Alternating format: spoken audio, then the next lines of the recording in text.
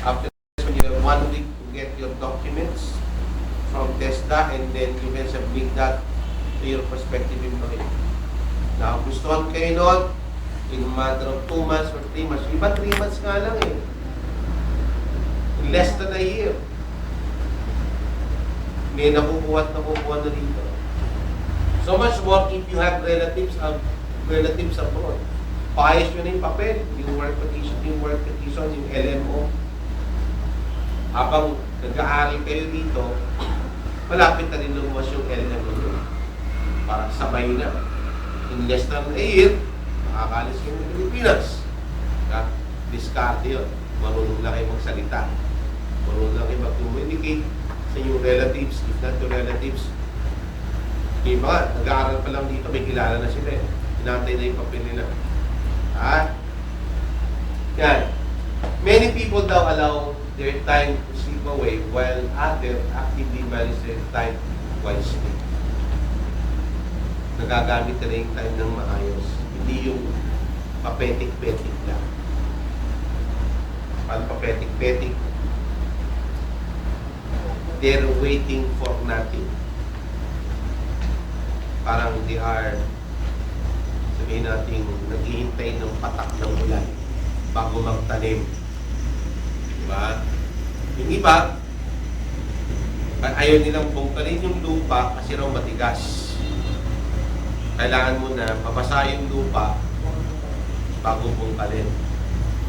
Diba? Kanya-kanyang paraan.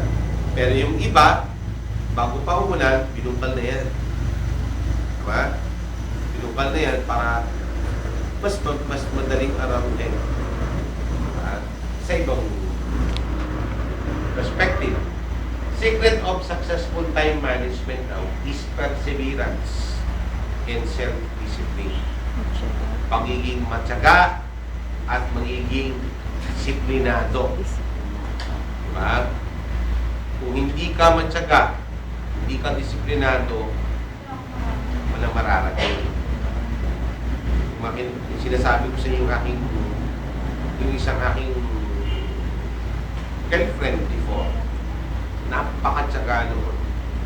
Napakahaba ng kanyang pasensya at napakadisiplinado. Girlfriend mo siya, boyfriend ka niya. Pero, hindi kayo pwedeng magkita. Oo. Hindi kayo, ano lang kayo, tanguan lang kayo, o kaya pumunta ka sa bahay nila, dapat 1 oras lang, bakit mag-aaral pa rin siya, tsura mo. Diba?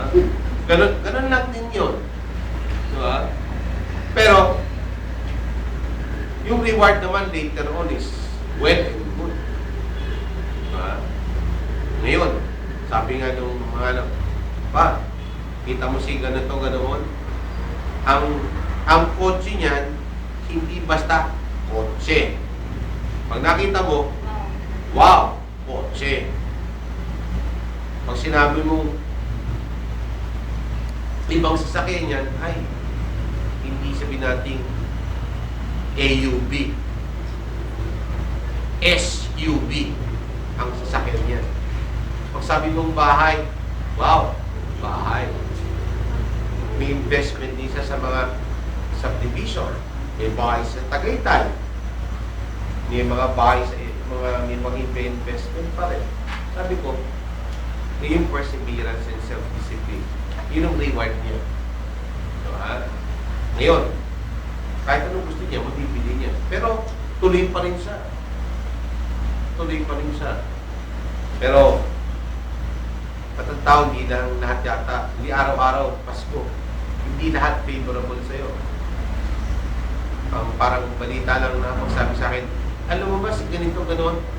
Meron daw siyang somewhat problem sa breast.